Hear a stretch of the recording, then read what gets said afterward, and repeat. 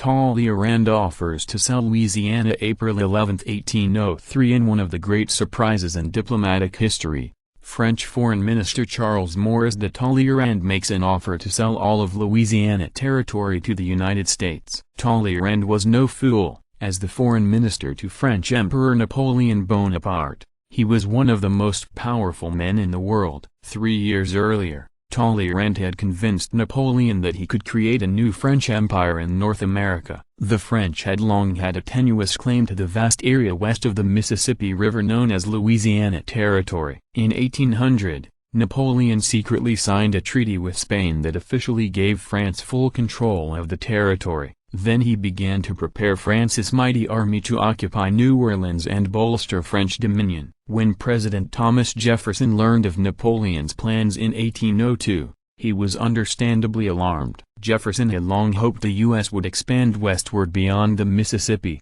but the young American Republic was in no position militarily to challenge France for the territory. Jefferson hoped that his minister in France, Robert Livingston, might at least be able to negotiate an agreement whereby Napoleon would give the U.S. control of New Orleans, the gateway to the Mississippi River. At first, the situation looked bleak because Livingston's initial attempts at reaching a diplomatic agreement failed. In early 1803, Jefferson sent his young Virginia friend James Monroe to Paris to assist Livingston. Fortunately for the U.S., by that time Napoleon's situation in Europe had changed for the worse. War between France and Great Britain was imminent and Napoleon could no longer spare the military resources needed to secure control of Louisiana Territory. Realizing that the powerful British Navy would probably take the territory by force, Napoleon reasoned it would be better to sell Louisiana to the Americans than have it fall into the hands of his enemy. After months of having fruitlessly negotiated over the fate of New Orleans,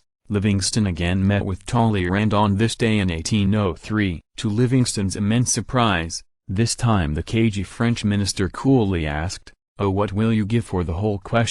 He meant not the whole of New Orleans, but the whole of Louisiana Territory. Quickly recognizing that this was an offer of potentially immense significance for the U.S., Livingston and Monroe began to discuss France's proposed cost for the territory. Several weeks later, on April 30, 1803, the American emissaries signed a treaty with France for a purchase of the vast territory for $11,250,000. A little more than 2 weeks later, Great Britain declared war on France. With the sale of the Louisiana Territory, Napoleon abandoned his dreams of a North American empire, but he also achieved a goal that he thought more important. Oh, the sale of Louisiana assures forever the power of the United States. Napoleon later wrote, "And I have given England a rival who, sooner or later, will humble her pride."